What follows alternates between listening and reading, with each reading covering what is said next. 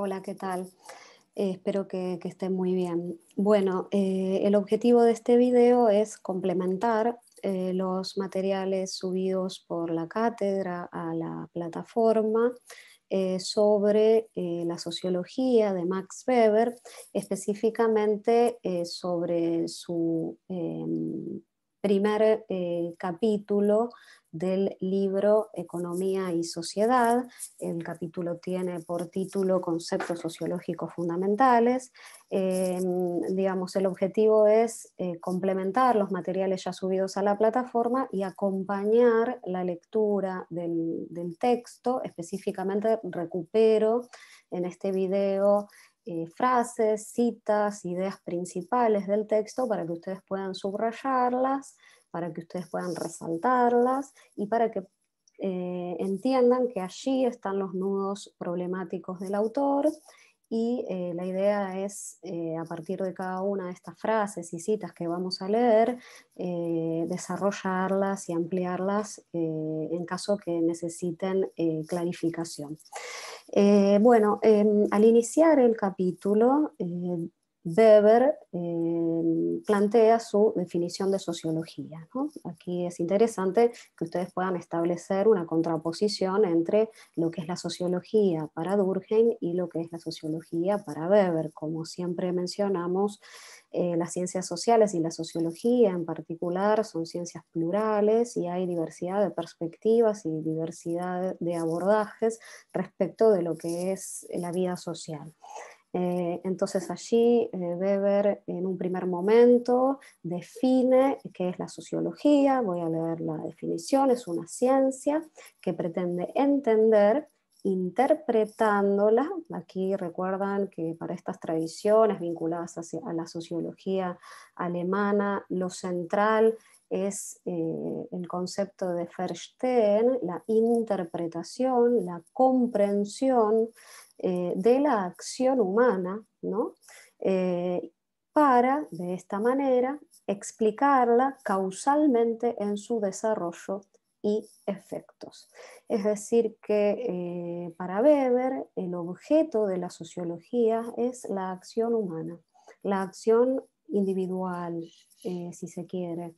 Aquí es importante contraponer con Durkheim, para quien el individuo no tiene nada que hacer respecto de los fenómenos sociales y los fenómenos colectivos que se le imponen. Para Weber, por el contrario, el eje, el foco está en las acciones individuales. ¿Qué es una acción? Dice, es una conducta humana, ya sea que se trate de una actividad exterior o interior, un omitir o un permitir. Ahora vamos a desarrollar esto en profundidad, siempre que el sujeto o los sujetos de la acción la vinculen a un sentido subjetivo. Me parece importante aclarar aquí, para evitar malentendidos, que el sentido o los sentidos no tienen que ver con el sentido táctil, del gusto, del oído, de la vista. No tienen nada que ver con esos sentidos. El sentido, para Weber, tiene que ver con el significado. Esto quiere decir que yo oriento mi acción, que cada vez que yo actúo, eso que yo hago tiene un significado para mí, que soy una persona que actúa en el mundo social. Por ejemplo, la grabación de este video para mí tiene un sentido subjetivo, que es poder desarrollar y poder explicar algunas ideas de Weber. Ese es el significado que tiene para mí mi acción, ¿sí? Es el sentido, ¿sí? Es decir, que hay acción cuando la persona que actúa vincula a esa acción un significado. Yo hago esto por algo, ahora vamos a ampliar un poquito más, por un motivo particular. La acción social, ¿no? Y vemos primero qué es acción, que es una conducta provista de sentido para la persona que la ejecuta, y la acción social, que es como un pasito más, que tiene que ver con que es una acción en la que el sentido que yo le doy a mi acción, el significado que yo le doy a mi acción, está remitida a la conducta de otros, de otras personas, y oriento mi conducta hacia otras personas. Por ejemplo, en este caso, yo estoy grabando este video no solo porque para mí tiene un significado mi acción, que es que se comprenda el texto de Weber, sino que yo oriento mi acción hacia ustedes, estudiantes, para que ustedes puedan comprender las ideas propuestas por Weber. Es decir, que ahí hay acción social porque oriento, dice Weber, el desarrollo de mi acción hacia otros, hacia otras personas. Luego ustedes van a ver que en el texto aparece un apartado que dice fundamentos metodológicos. Vamos a meternos en esos fundamentos y vamos a esclarecer algunas cuestiones vinculadas a la idea de sentido. Ahí va a definir Weber qué es sentido. Dice, sentido refiere al sentido mentado y subjetivo. Por mentado es el sentido nombrado, lo que yo digo que es el significado de mi acción. Cuando yo veo a alguien llevando adelante alguna acción y le pregunto, ¿por qué usted actuó como actuó? Y la persona me responde, ese es el sentido mentado, es el sentido que la persona nombra, menciona respecto de su acción, ¿no? Y entonces si veo a una persona forzando una puerta con una llave, pregunto por qué está usted haciendo eso y me dirá, no puedo entrar a mi casa, se me rompió la llave y estoy tratando de abrirla. Digamos, pues, es un ejemplo un poco insulso, pero siempre uno puede preguntar a otra persona cuál es el motivo de su acción y esa persona mencionará esa motivación que está detrás de lo que está haciendo. Vuelvo a Durkheim. Recuerdan que les había mencionado que para Durkheim las motivaciones son algo que no se pueden recuperar de las acciones porque no es interés de la sociología. Sin embargo, para Weber, el sentido, el significado, los motivos que tienen las personas para actuar y que asignan a su acción están en el centro de la escena. Entonces dice, refiere al sentido intencionado, yo tengo una intención de hacer algo, quiero hacer algo por este motivo. Subjetivo, es decir, que refiere a las personas, y es mentado, ¿sí? Es explicitado por la persona. Los actores, dice, enlazan a su acción un sentido. Por eso ustedes van a ver que se habla en muchos casos de conexión de sentido, vínculo de sentido, ¿sí? Y tiene que ver con esto que les comentaba. Dice, no se trata del sentido objetivamente justo ni el sentido verdadero, metafísicamente fundado, sino que se trata de un sentido real, empírico. ¿Qué quiere decir con esto Weber? A mí me interesa saber el sentido que cada persona le asigna a su acción, el significado que cada persona le asigna a su acción.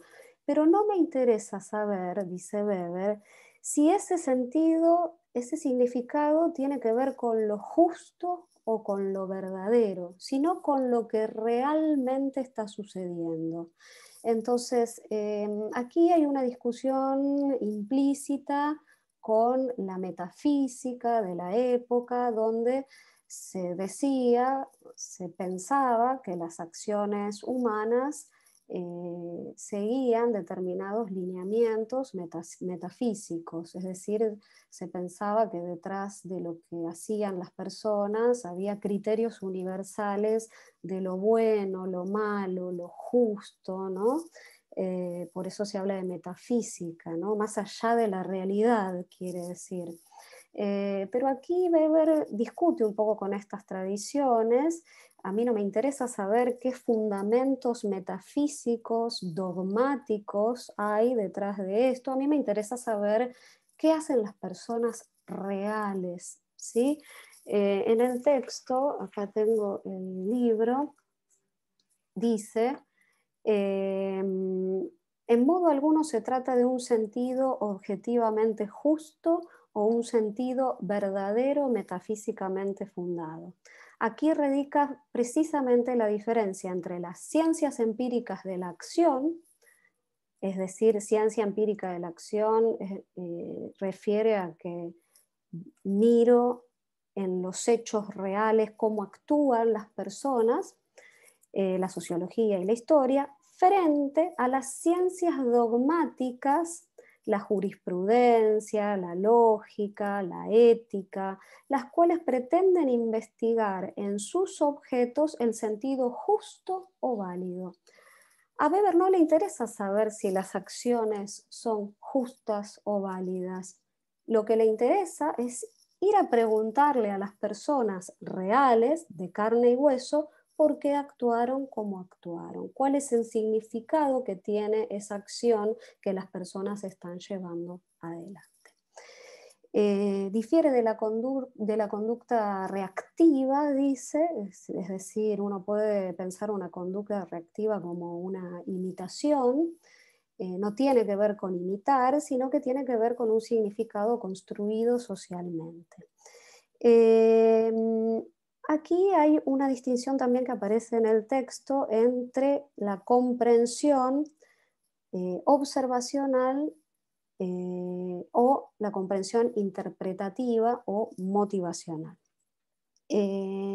Cuando yo comprendo una acción, dice Weber, la puedo como dividir en dos. Puedo ver a un hombre sumamente enojado, puedo ver a un hombre en un ataque de ira y voy a ver esa acción, la voy a observar y en un primer pantallazo, en esa primera lectura que hago de la situación, digo, bueno, este hombre está furioso. Sin embargo, sobre esa primera interpretación que hago, que es una interpretación que surge de observar la realidad, va a venir, se va a montar, se va a superponer una comprensión de tipo motivacional o interpretativa, que tiene que ver con indagar en torno al significado de eso que está sucediendo para el actor, para este hombre que yo estoy observando que está enojado, ¿no? Entonces, lo que voy a hacer, lo que puedo hacer es ir a preguntar qué pasó, por qué está enojado, por qué actuó como actuó, y eso puede dar origen a un montón de respuestas donde el sentido, donde el significado surge, ¿no? El hombre me puede decir, bueno, estoy enojado porque perdió el partido mi equipo de fútbol favorito, o estoy enojado porque ¿no? salí a romper todo porque me robaron, o porque perdí el trabajo, etcétera, ¿no? Digamos, hay muchos significados que se pueden enlazar a eso que yo primero veo un hombre enojado y luego puedo preguntar. Por eso en los videos también que la cátedra subió, se menciona que de la mano de esta forma de concebir los fenómenos sociales están las investigaciones de tipo cualitativas, ¿no? Es decir, las entrevistas. Yo hago una entrevista a una persona para conocer el sentido, el significado, los motivos de su acción, ¿sí? Podemos poner esto, sentido, significado, motivo, como equivalentes. El sentido es el significado y son los motivos que la persona tiene para actuar como actúa. Entonces, eh, Weber en ese apartado hace esta distinción. Primero comprendo porque observo, pero luego tengo que interpretar el sentido de eso que está sucediendo. Comprender, dice Weber, equivale a una captación interpretativa del sentido o la conexión de sentido. Es esto que les decía. ¿Cómo comprenden los científicos sociales? Construyen tipos ideales. Les leo la definición. Es una construcción mental, una exageración de determinados elementos de la realidad. Lo que hace el científico social es construir formas típicas de acción, ¿no? Entonces, un ejemplo muy... y luego ver si eso se da en la realidad. Un ejemplo muy claro de este tipo ideal es el del Homo economicus, ¿sí? Alguna de ustedes estudiará economía y este tipo ideal de acción económica es muy conocido. Aquí se supone que un actor o una actora en el mundo económico, el sentido que tiene su acción tiene que ver con maximización de la utilidad, ¿sí?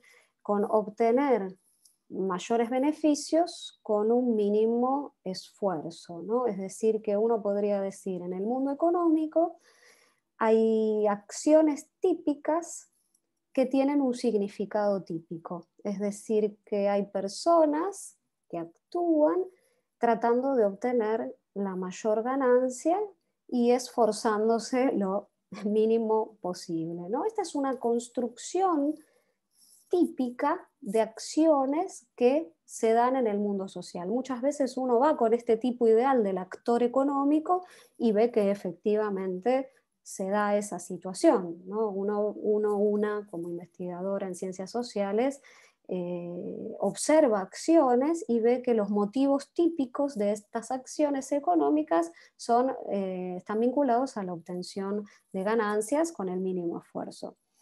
También uno podría decir que si enfocamos en otro tipo de economía, por ejemplo la economía solidaria, no hay una idea de maximizar la utilidad con un mínimo esfuerzo, sino que uno podría encontrar otras motivaciones que tienen que ver con el bien común, con la construcción de una economía colectiva, es decir, que aquí el tipo ideal sería otro, ¿no?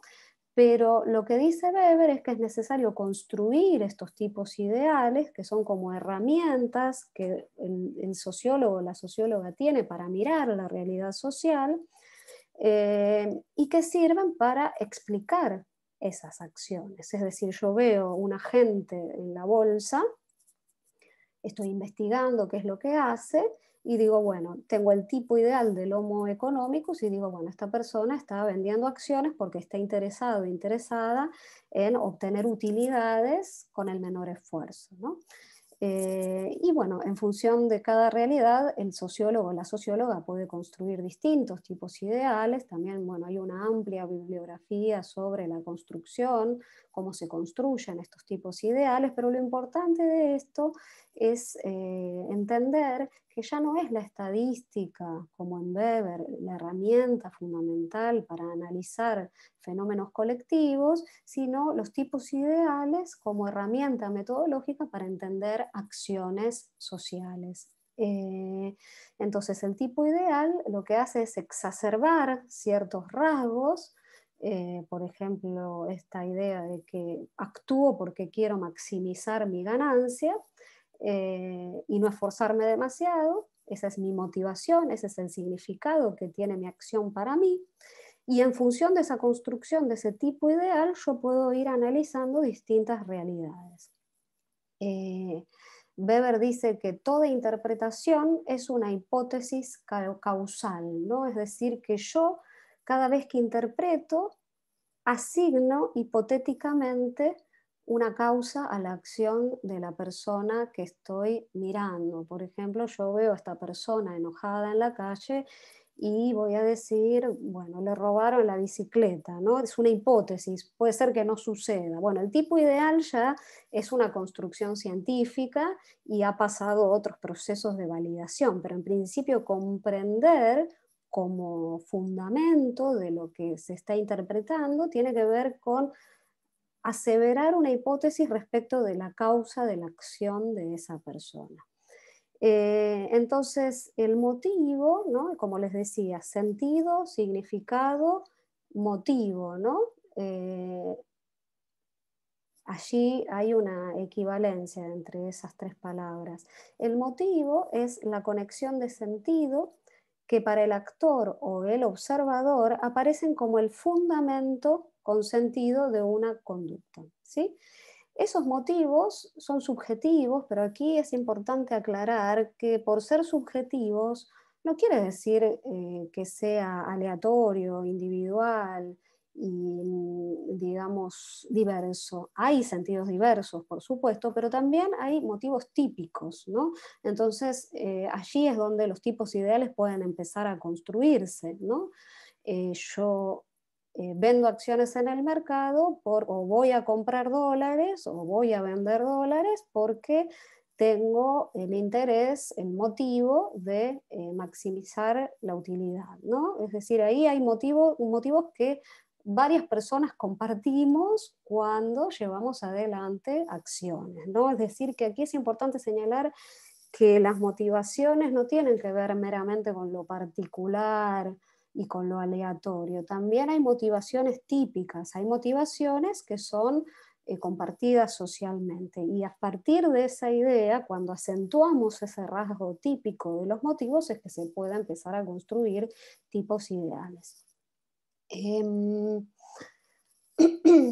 Aquí también en este apartado van a encontrar como una especie de crítica o algo que se puede contraponer con las ideas de Durkheim, que es, dice Weber, que cuando hablamos de Estado, nación y familia, no estamos hablando, estamos hablando de acción social de unos cuantos individuos, ¿no?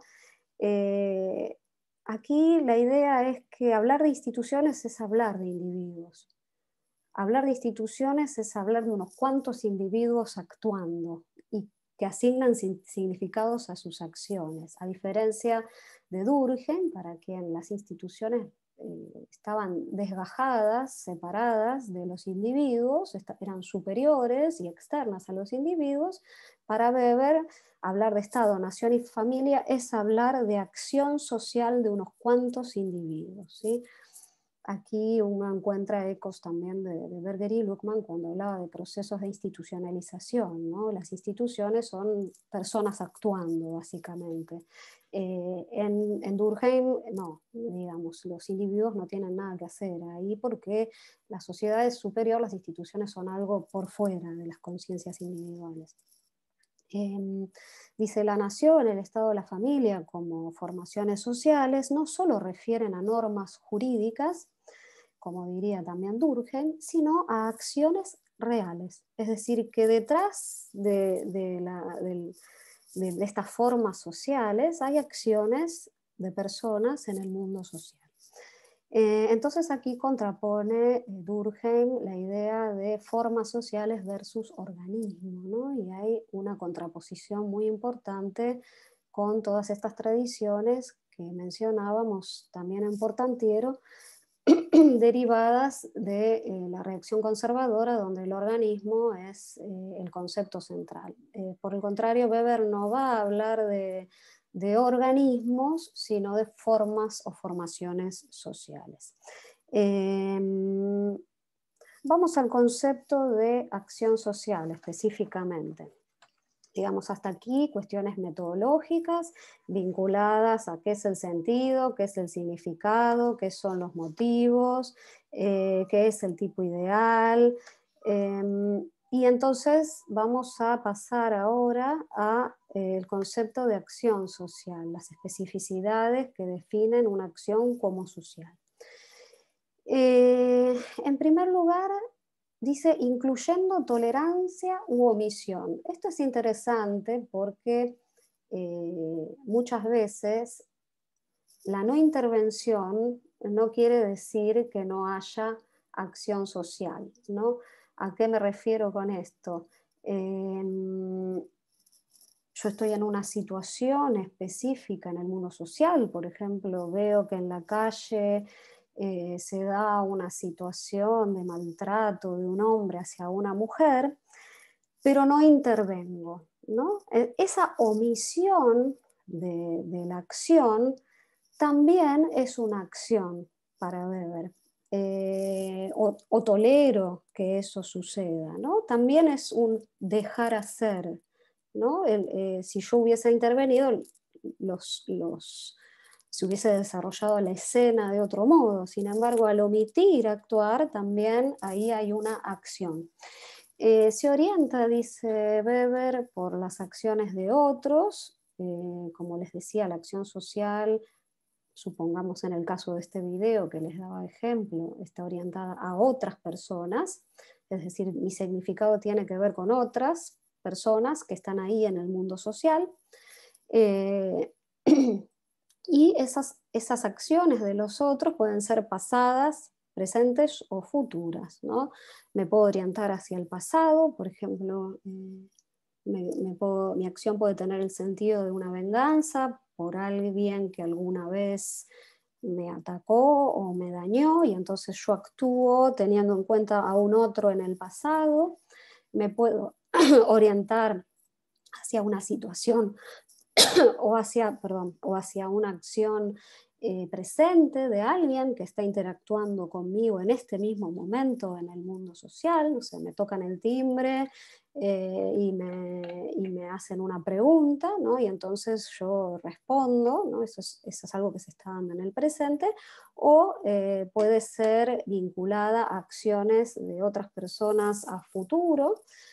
Por ejemplo, una precaución respecto de algo que puede llegar a pasar, ¿no?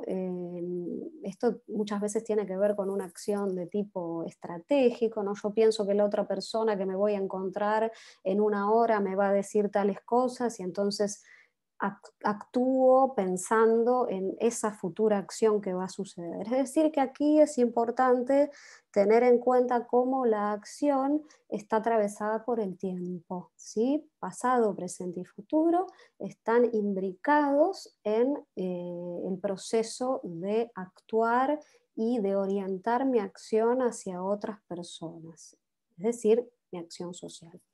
Los otros también, esas otras personas del mundo social hacia quienes yo oriento mi acción, pueden ser individualizados, conocidos o anónimos, ¿sí? Cuando yo actúo en mi casa con algún miembro de mi familia, oriento mi acción hacia esa persona que conozco de modo íntimo, pero también puedo en otro contexto orientar mi acción hacia alguien que no conozco, ¿no? Por ejemplo, si voy a hacer un reclamo ante la empresa de telefonía celular, ¿no? O sea, estoy orientando mi acción hacia otras personas. El significado es de mi acción que quiero, no sé, que me mejoren el abono, supongamos, ahora hablando de la época de la virtualidad y del teletrabajo, eh, pero esos otros son anónimos, ¿sí? Es decir, que ahí hay distintos grados de conocimiento de esos otros que participan conmigo o que interactúan conmigo en el mundo social. Bueno, otra característica, no cualquier acción es social. Dice, no lo es la acción externa, leo, que solo se orienta por la expectativa de determinadas reacciones de objetos materiales. Por ejemplo, el caso típico, el ejemplo típico es del leñador, ¿no? Que está cortando, es una acción externa que se inserta en el mundo. Y está orientada simplemente a la reacción de ese objeto que es el tronco, ¿no? Y el comportamiento interior, por ejemplo el religioso, es una acción social cuando está orientada por las acciones de otros, no cuando es una oración en solitario o una meditación, sino cuando esa oración o esa acción religiosa interna tiene un significado en relación a otras personas, ¿no? Entonces, yo voy a la iglesia y rezo porque a San Cayetano porque necesito conseguir trabajo o porque, digamos, tengo expectativas en que tal otra persona me dé un empleo, o etcétera, ¿no? Es decir, en ese acto religioso hay una orientación hacia otras personas. Sin embargo, cuando es meramente oración interna y no está orientado hacia otros, no es acción social. Otra característica, no cualquier contacto entre personas tiene carácter social. Dice, únicamente cuando se trata de una acción con sentido propio orientada a la acción de otros. El caso típico es el choque entre dos ciclistas, ¿no? Estos ejemplos son un poco básicos, pero uno los sigue a veces encontrando en otros textos, ¿no? El choque entre dos ciclistas no hay una orientación hacia un otro, es un hecho fortuito. Sin embargo, el intento de evitar al ciclista, ahí ya hay una orientación de mi acción hacia otra persona, o la pelea que sigue después, o los intercambios que se dan después del choque, ¿no? La acción social, dice, además, no es una acción homogénea de muchos. Por ejemplo, cuando en la calle comienza a llover y todos abrimos el paraguas, no estamos orientando nuestra acción hacia otras personas, sino que estamos orientando nuestra acción hacia el hecho de que está lloviendo y para no mojarnos, digamos. Para defendernos, dice Weber, del agua, básicamente. Entonces abrimos todos simultáneamente el paraguas, pero no hay nada de social en esa acción porque estamos queriendo protegernos del agua. Y cuando los individuos están influidos por la masa, y esto es importante, están englobados en una masa, esto es, dice, no es acción social. ¿Por qué? Porque el influjo no es orientación de sentido. Esto es interesante. El hecho de estar influido por las acciones de otras personas, y aquí me viene a la mente la idea de la asamblea de Durkheim, estamos influidos por otras personas que están actuando así en este contexto.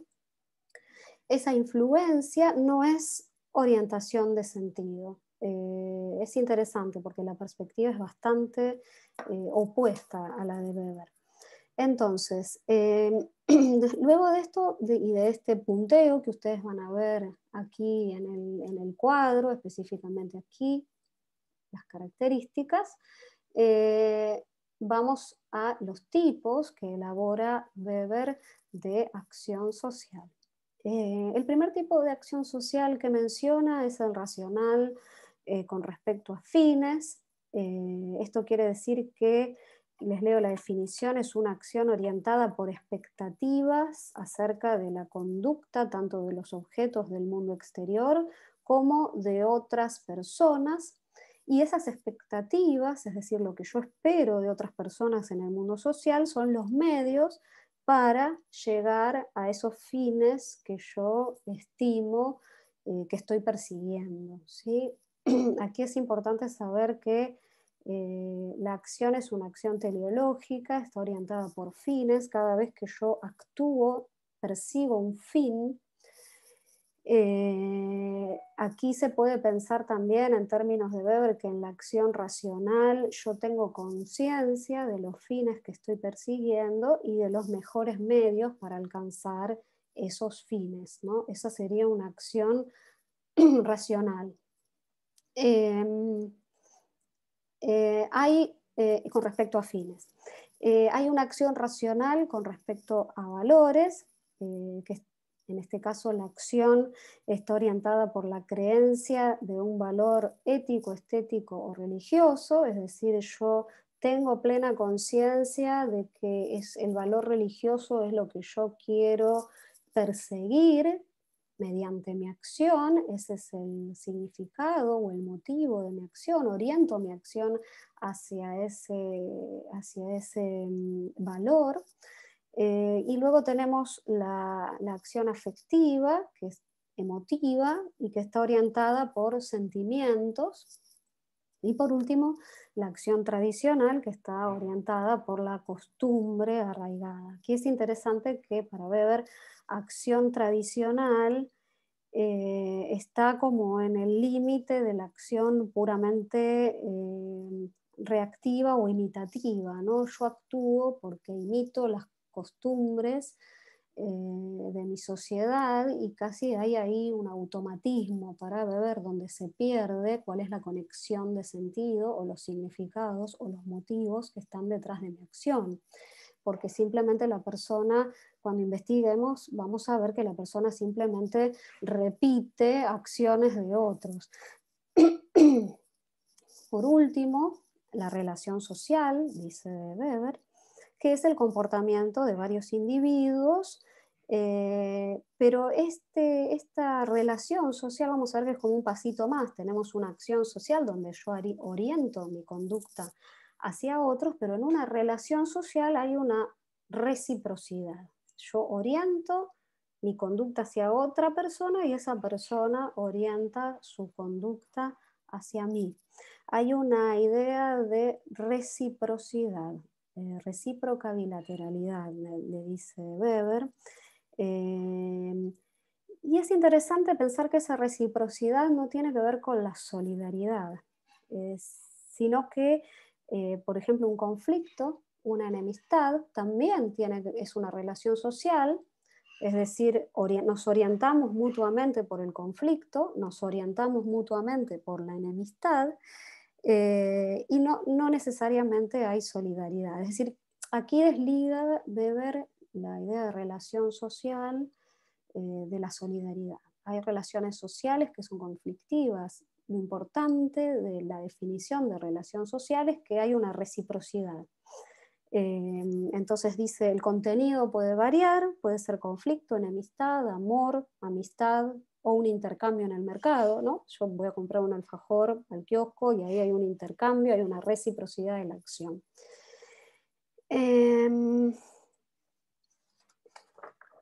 Otra característica de la relación social es que no es necesario que los partícipes, es decir, que quienes interactúan en esa relación social, pongan el mismo sentido en la acción. Es decir, que reciprocidad en la acción no, no es equivalente a reciprocidad de significados o reciprocidad de motivos, ¿no?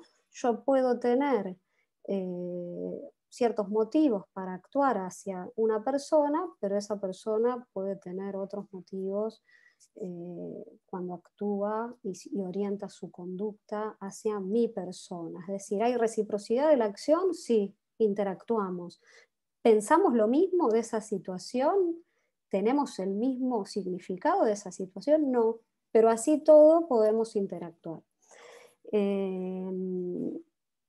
Puede tener también, dice, esa relación social un carácter transitorio o permanente. Puede ser que yo vaya a hacer un trámite determinado en la facultad, interactúo, ¿no? Hay una relación social con otra persona y cuando termina ese intercambio, termina la relación social.